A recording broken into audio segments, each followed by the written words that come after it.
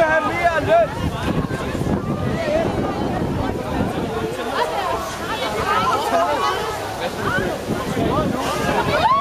Ej, den er plettet, Julius.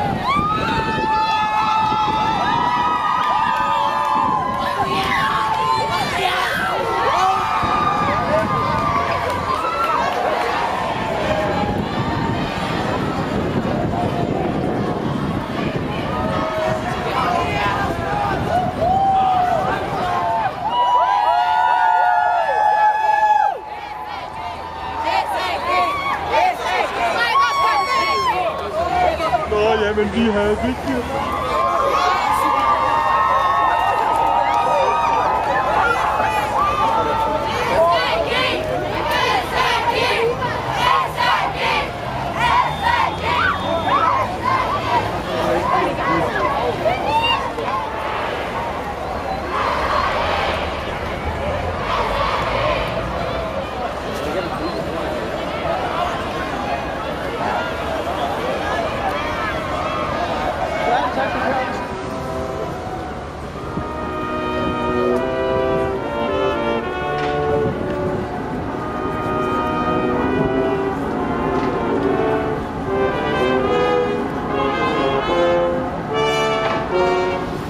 Fuldstændig uhørt.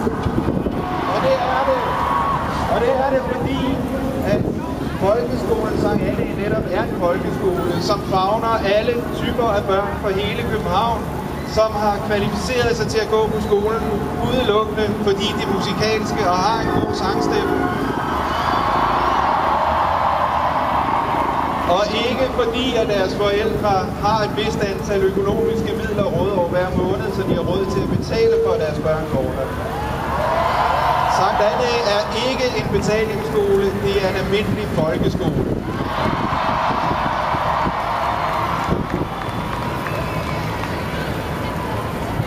Jeg ved ikke, hvordan politikere her på Københavns Rådhus skal finde på at få de her tanker.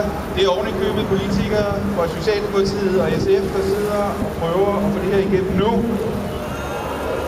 De forstår vist ikke, at det her ikke er en eliteskole. Nogle mennesker i København, og der er ret mange, tror jeg, der har den opfattelse, at Sankt Annæs Gymnasium er en eliteskole, fordi de ofte ser drengekoret stå og synge i matrostøj. Men det er det ikke. Hver evig eneste af de drenge, der står og synger i drengekoret, kommer fra helt almindelige hjem rundt omkring i København, fra Vesterbro, fra Nørrebro, fra Amager, fra alle mulige andre steder i København. Det er derfor altafgørende vigtigt, at vi i dag siger til politikerne på Rådhuset, at de med indførsel af brugerbetaling på Sankt Annæ Gymnasium ikke bare ødelægger en skole med et helt unikt koncept og en fantastisk tradition, der rækker 80 år tilbage, men også ødelægger et af de vigtigste led i dansk musiklivs fødekæde.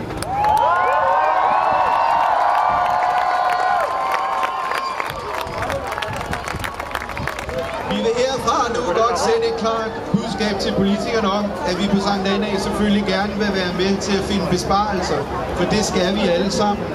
Men de skal findes på en måde, der ikke ødelægger en af de bedst socialt fungerende og bedst fungerende kreative skoletilbud i København. Lad sangskolen Sankt Annæ leve! Det faktisk har været så godt, så jeg rent faktisk har sendt min egen søn ud på Sankt Annæ, så jeg er faktisk også forældre på skolen. Og det må da være et kvalitetsstempel om noget, at man sender sin egen avl, sin egen søn ud på en skole som denne. Så jeg synes, at vi skal slutte op om, at det her er en fantastisk skole. Så derfor lad det her være en fantastisk skole, som man kan være stolt af at berette om rundt omkring i verden. Når jeg kommer rundt og synger, om det er så i Japan, eller USA, eller England, eller hvor det nu er, så er jeg rigtig stolt af at kunne berette om den her enestående skole, vi har i København, som ikke findes nogen andre steder i verden, hvor det er en helt almindelig nærmest almindelig folkeskole, hvor alle, som bare har et talent, kan komme ud, og det koster ikke noget, så man behøver ikke have midlerne for at være der. Sådan skal det blive ved med at være.